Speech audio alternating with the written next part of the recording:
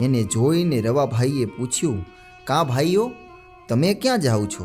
સિંધીઓ બોલ્યા, આ સરહદનો અમારો ઝુંબો છે. કોઈ વટેમાર્ગુ સાથે જર જોખમ હોય તો અમારે એમની રક્ષા માટે સાથે ચાલવું એવો દરબારી હુકમ છે. આવા જવાબ મળ્યા છતાં રવાભાઈને શંકા તો રહી ગઈ. એણે કહ્યું, તેમ હોય તો ભલે, પણ અમને તમારી જરૂર નથી, કારણ હું રાજપૂત ગરાસિયો છું અને સાથે છું, માટે તમે તમારે ખુશીથી પાછા વળો.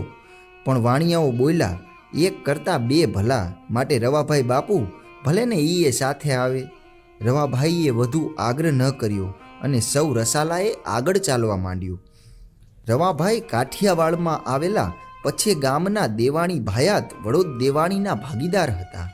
સૌ ભાવનગરથી આવતા કાળિયા આંબા આગળ સાથે થયા હતા. રોંઢો ઢળ્યો અને સાંજ નમવા માંડી હતી ત્યારે ચોગઠ અને ડભાડિયા ગામ વચ્ચે કાળીસર નદી ઉતરીને સૌ સામે કાંઠે ચડ્યા. તે જ સમયે રવાભાઈની ચકોર અને વહેમીલી આંખોએ બીજા બે શસ્ત્રધારી પુરુષોને રસ્તા વચ્ચે બેઠેલા જોયા.